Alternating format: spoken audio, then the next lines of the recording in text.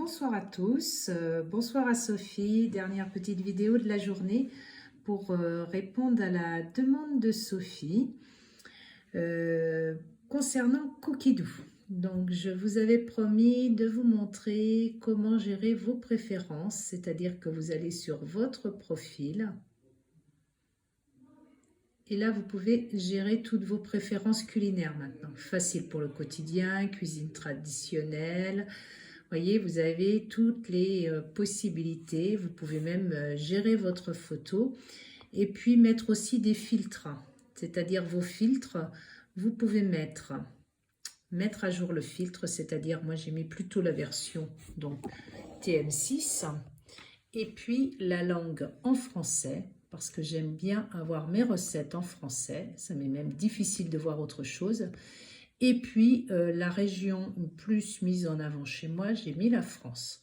Par contre, si évidemment vous cherchez une recette en français mais plutôt américaine, eh bien n'hésitez pas à taper sur États-Unis ou évidemment tout ce que vous recherchez. Par exemple, une recette portugaise écrite en français, vous allez mettre le filtre Portugal par exemple.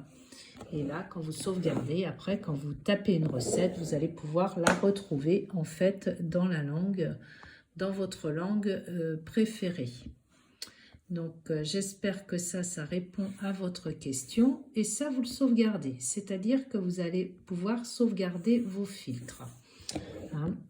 Et ça va vraiment vous permettre de valider une recherche beaucoup plus spécifique.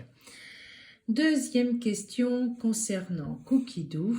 Donc, quand on est sur Cookidoo, Sophie me demandait, quand on était sur une recette, si on pouvait décider du nombre de personnes. Donc, par exemple, pardon, excusez-moi, quand on est sur une recette, alors par exemple, le bake-off de poisson, non, vous êtes dans découvrir, pardon.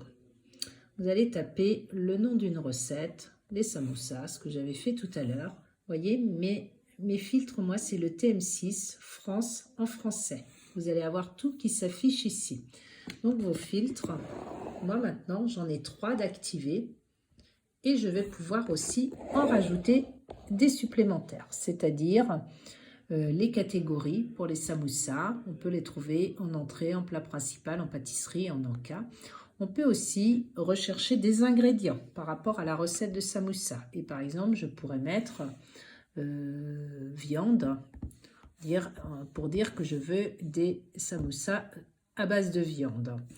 Et donc, quand on va dans rechercher, en bas à droite, eh bien, on voit qu'on a moins de résultats, mais ça filtre bien ce qu'on souhaite faire, par exemple. Pensez à réinitialiser après vos choix. Et l'autre chose, en ce qui concerne les filtres, eh bien, vous pouvez aussi choisir, si vous voulez facile, moyen, difficile, le temps de préparation que vous avez et le temps total, c'est-à-dire si vous voulez être à table dans 45 minutes ou si vous avez 45 minutes pour préparer votre recette. Et aussi le nombre de portions.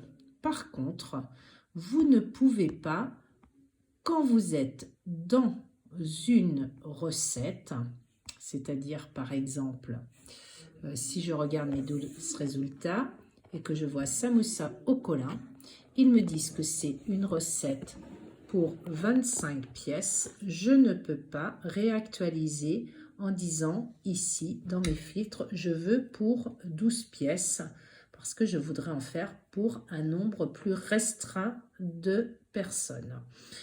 C'est à vous en effet de choisir dans les filtres la recette qui s'adapte le plus à votre demande, mais ceci dit, quand la recette se déroule, vous aurez toujours la même recette. Et ce sera à vous de décider en fait comment et de faire comment dire votre calcul de vous-même. J'espère que j'ai été claire dans mes explications. Je vous souhaite à tous un bon week-end et je vous dis à très bientôt.